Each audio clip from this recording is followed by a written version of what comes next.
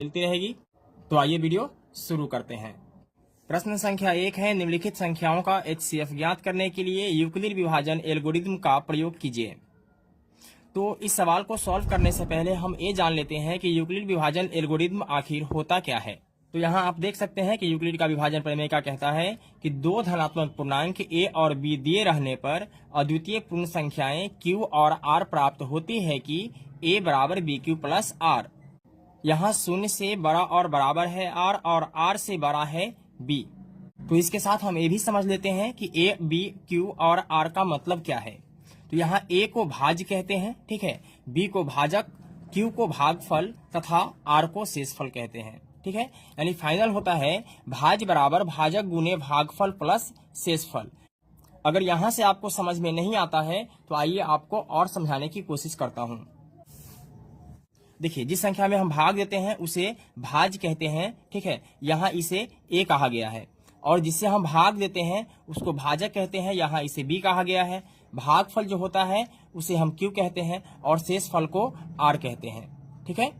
तो फाइनल इस सवाल में हमें क्या करना है कि भाग बनाना है और उसको क्या करना है कि भाज्य बराबर भाजक गुने भागफल प्लस शेष के रूप में लिख देना है। यही क्या हो जाता है कि यूक्लिड विभाजन प्रमेय का हो जाता है। तो आइए सवाल को सॉल्व करते हैं। यहां हमें लिखना है चूंकि 225 बड़ा है 135 से, ठीक है। इसके बाद क्या करना है कि 225 में 135 से भाग देना है, ठीक है। भाग देकर और उसे हमें लिखना है इसके रूप में।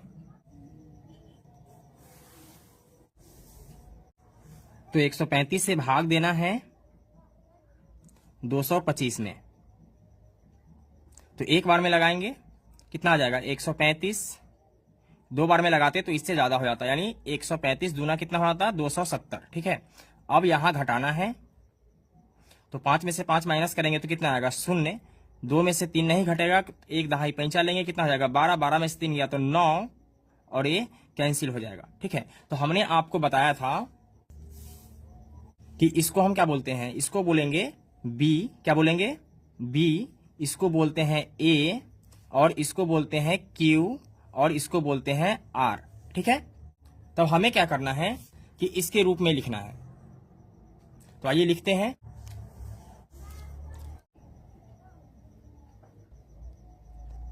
चरण 1, ठीक है। तो चरण 1 में लिखना है कि 225 यानी a का जो मान है वो क्या है 225 है, ठीक है, बराबर b का मान कितना है, तो b का मान है 135। तो लिखेंगे 135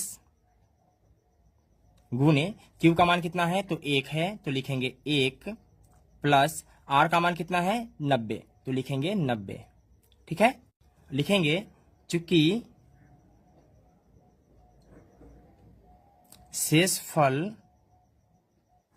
बराबर नहीं है शून्य के, ठीक है, क्योंकि शेषफल जो है वह शून्य नहीं आया है, हमें शेषफल शून्य का इंतजार है, ठीक है। जब शेषफल शून्य आ जाएगा तो उसी का क्या हो जाएगा, जो बी वाला होगा वही फाइनल मेरा HCF हो जाएगा, ठीक है। अब आगे बढ़ेंगे। अब क्या करना है कि फिर से इसको घेर देना है, ठीक है, और इस वाले को अंदर में लिखना है। तो 135, ठीक है, तो 90 एकम क्या हो जाएगा 90। तो 5 में से 0 माइनस करेंगे कितना हो जाएगा 5। 13 में से 9 गया तो कितना आएगा 4, ठीक है। अब यहां क्या हो जाएगा कि इस वाले को छोड़कर चलेंगे, अब यहां से हमें देखना है, ठीक है। तो a वाला मेरा हो जाएगा b, a वाला हो जाएगा a वाला हो जाएगा q और a वाला हो जाएगा r, ठीक है। और फिर हमें चरण 2 के लिए लिखना है। चरण 2, ठीक है।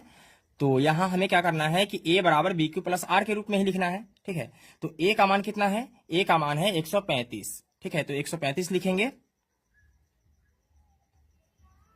बराबर bq, तो b का मान कितना है 90 गुने q का मान है 1 और r का मान है 45, तो लिखेंगे 45, ठीक है। फिर लिखेंगे चूंकि शेषफल बराबर नहीं है शून्य के, ठीक है।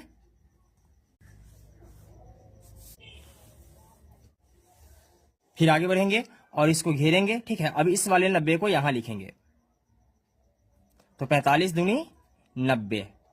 ठीक है, यहां शेष क्या हो जाता है, शून्य में से शून्य घटेगा तो कितना बचेगा, शून्य, और 9 में से 9 घटेगा तो क्या बचेगा, शून्य। ठीक है, तो फिर यहां हमें क्या करना है कि इस वाले को क्या मानना है, बी मानना है, इसको ए, इसको क्यू और इसको आर।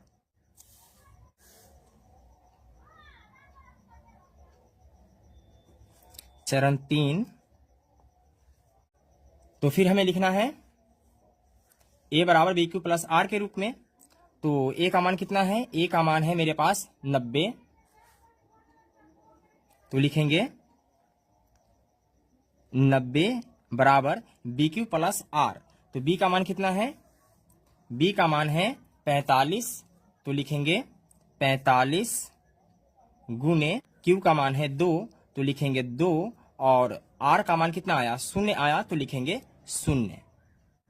देखिए, ए की जगह पे 90, बी की जगह पे 45 और क्यू की जगह पे क्या आ गया, 2 आ गया, और आर के जगह पर फाइनल मेरे पास क्या आ चुका है, 0 आ चुका है। ठीक है, जब आर के जगह पे 0 आ जाएगा तो लिखेंगे चूंकि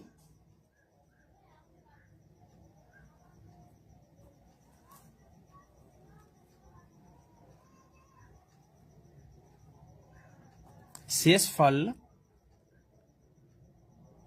0 प्राप्त हो गया, 0 प्राप्त हो गया, और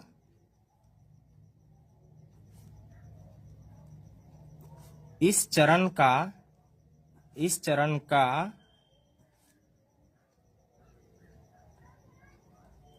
भाजक कितना है, 45 है, तो लिखेंगे 45 है,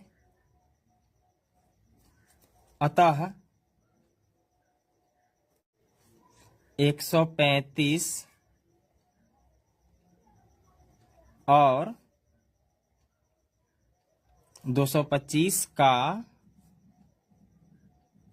महत्तम समावर्तक यानी HCF कितना है, 45 है। ठीक है, यही मेरा फाइनल क्या हो जाएगा, आंसर हो जाएगा। तो दोस्तों, मैं उम्मीद करता हूं कि आपको ये वीडियो पसंद आया होगा। अगर वीडियो अच्छा लगा तो एक लाइक कर दीजिएगा, चैनल पर नए आए हैं तो चैनल को सब्सक्राइब कर लीजिएगा। फिर मिलते हैं एक और वीडियो में, तब तक के लिए जय हिंद।